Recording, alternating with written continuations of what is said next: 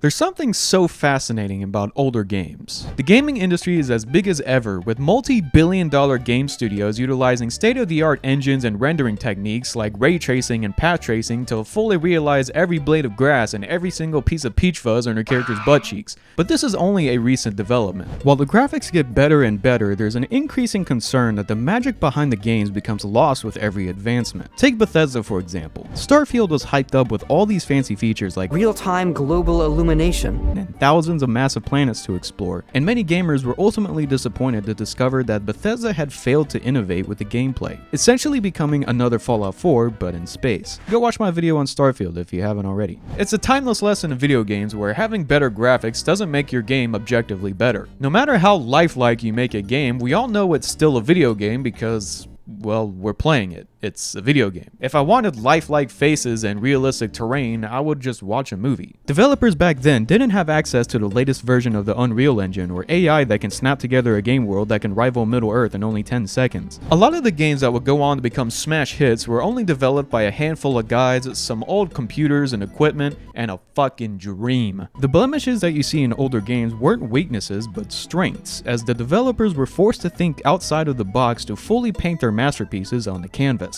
While you can still see remnants of that today, they're few and far between. But there's been a recent trend of people looking back to these awesome old games and finding out what made them so fascinating. More people are realizing that the highly compressed sound effects and the minimalistic synth-heavy soundtracks are a bit of a vibe. And the lessened focus on graphics means that more resources can go into making the game feel and play buttery smooth. Examples range from indie passion projects like the Bloodborne PSX D-Make to fully playable games like Lunacid and Dusk. Well, if you like those games, then I have another one that'll be sure to captivate you and suck out dozens of hours of your free time. This game will take you back to the good old days while you were jamming the Tony Hawk's Pro Skater 2 soundtrack while slamming Kool-Aid jammers. Staying up at the wee hours of night until your mother comes in the room and you dive into your bed pretending to be asleep even though your mother can clearly see that the light on your Xbox is turned on, you absolute moron! Well, where was I? Oh, right. This is Dread Delusion.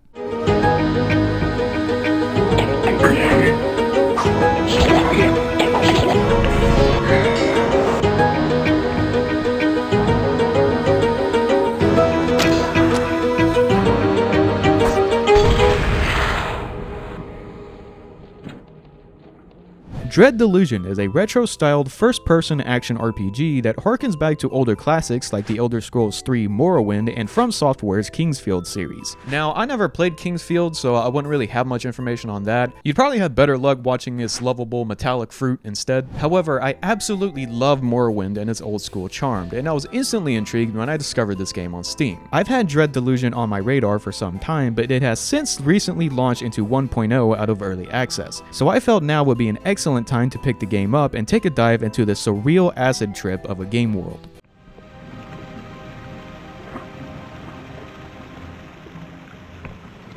Firing the game up for the first time plays an introductory cutscene that lays out the basic gist of the plot. Once you're filled in on some basic lore, you then choose your character's backstory, which gives a boost to whatever skills that best suit your playstyle. There is no character creation aside from allocating stat points, and you have almost no visual representation of anything equipped on your character. You don't even have visible hands holding onto your sword, but this is reminiscent of Kingsfield, so it's not that big of a deal here. After talking to these gentlemen, you learn that you are renamed Prisoner 17, who is captured by the Apostatic Union. Now, the Apostatic Union is the main faction in Dread Delusion, and is composed of what are basically pissed off authoritarian Redditors that have dominated the land and banned any form of religious worship. We'll find out later why they have these extreme stances on religion. You are released with a task to find and capture a rogue outlaw named Vela Kalos, who is leading a band of misfits while babbling off about some form of heaven. Not on our watch. You're sent out to the fortress that houses Vela while reading tutorial messages along the way. This is where you're met with many different options as to how you wish to proceed. Now, Dread Delusion has a very primitive combat system. Since it's mostly inspired from older games like Kingsfield, most of the combat boils down to stepping into your opponent's hit range, hitting them with their sword, and then stepping out of their attack range so you don't get hit. There are some extra mechanics to freshen it up a bit, like a parry system and power attacks, but it's clear that combat isn't the main focus of this game, so set your expectations accordingly. I certainly wouldn't be expecting Souls-like combat out of the game game like this, and it doesn't need that level of combat to make the game engaging. What it lacks in combat depth though, it makes up with the skills. Dread Delusion is built very similarly to games like Dishonored or Fallout New Vegas, where there's always a handful of different ways to go about achieving the same outcome in a particular scenario. You don't have to walk into a castle and obliterate everyone in your path. If you're inquisitive and ask around, NPCs can tip you off on a side entrance where you can sneak in undetected. You can persuade NPCs to give you unique dialogue options and potentially complete a quest without even getting into combat. All of these options are tied into multiple different attributes. You have Might, which affects damage and defense, Guile, which affects movement speed and lockpick proficiency, Persona, which affects speech checks and bartering, and the most intriguing of them all, the Wisdom attribute, which affects spellcasting and the Lore skill. This is a very interesting skill as it's essentially the player's ability to dispel illusions that are scattered throughout the world. These will usually take the form of a suspicious candlestick that, when activated, can potentially reveal a hidden room with some extra loot. Leveling up happens by obtaining Delusions, which give you an attribute point once you collect enough of them. Delusions are obtained by completing quests and discovering these special skulls scattered throughout the world, so you're heavily incentivized to go out there and see what the Oneric Isles have in store for you.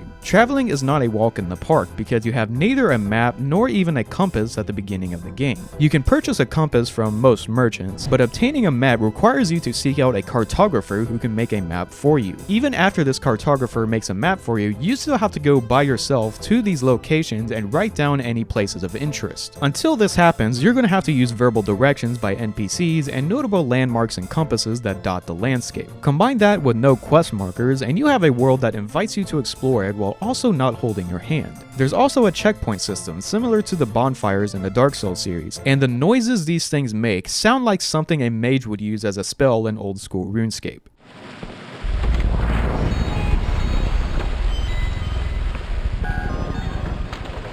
I absolutely love the sound effect. Aiding the exploration is a very atmospheric soundtrack, adding to the mystery and discovery of the floating islands. The soothing ambience creates a very chill exploration experience, and the sound effects channel a metric ton of nostalgia. Arriving at a village will reward you with the tune of wind chimes clacking against a window, and the chatter of everyday villagers.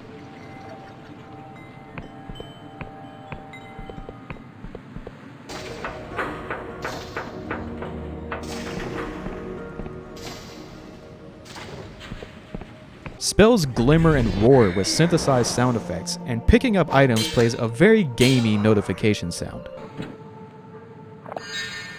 The sound design perfectly suits the retro-inspired nature of the game, but the best part about Dread Delusion is the world design. Never before have I seen a game world as foreign and weird as this game, and that is a big compliment. The best part about any open world RPG is what I would call that ooh piece of candy moment, where you'll set out on an objective and ultimately be distracted by an attractive landmark in the distance, just to be distracted by yet another landmark once you get to the first one. You'll commonly find comparisons to Morrowind and its alien landscape, filled to the brim with mushroom trees, giant insects used for transportation, and ugly dark elf slave owners, but this game takes it to the next level. The blood red moon leaking out into the skybox, the shifting textures of the grass and plants. This game is built on pure vibes. This even extends to the NPC and creature design. Real quick, imagine your run-of-the-mill average fantasy goblin. You're probably thinking of a little green guy, pointy ears, probably big crooked nose, an iron weapon in hand that's all cracked and dull. That's a normal goblin. This is what goblins look like in Dread Delusion.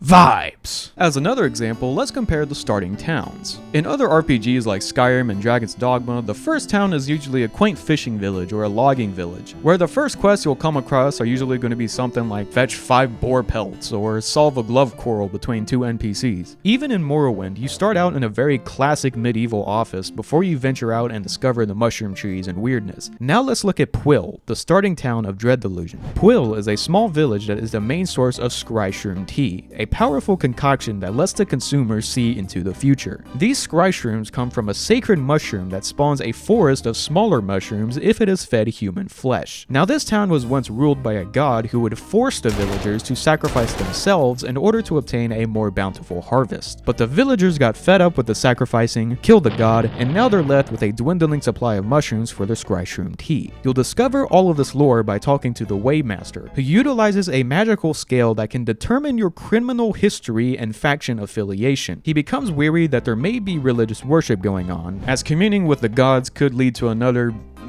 sacrificing villagers fiasco, so he sends you to the sacred mushroom to snuff it out. You eventually discover that a young village boy is attempting to sacrifice himself to create a plentiful harvest and financially save the village, and you get the choice to either cut him free or let him sacrifice himself. Just to remind you guys, this is the first town you visit in this game. The lore of this game is incredibly deep and mysterious, and there's no overlying sense of good or evil throughout the Oneric Isles. Every choice you make falls in vague shades of gray, and most of the time there is no right or wrong solution to any given problem. When you talk to the Apostatic Union, you might understand why they have these extreme stances on religion, because the gods aren't all great gods. Most of them require some form of a trade that involves a massive sacrifice, like the aforementioned mushroom forest, and in some cases, spreading a plague on a castle village in order to keep the king alive. That's no bueno, but then you see the Union destroying what are essentially god fetuses and referring to them as a termite infestation. They pillage and dominate land that was once prosperous under a specific god, but is now in disrepair because of the Union. It makes you second guess the Union's execution of their practices. You'll discover that Vela Kolos is the daughter of an admiral for the Union, and basically left her whole crew behind in order to accomplish her goals. Throughout the game, you'll be meeting her comrades, who fill you in on the good and bad things that she has done, so you can formulate your own opinion on the situation at hand before you finally catch up to her. Every major character is chock full of personality, and even the most basic village NPC is bound to give you a paragraph or two of insightful information, informing you about the area and who or what you might be looking for. So prepare those reading glasses. You're going to be reading a lot of text, but dear lord is it worth it.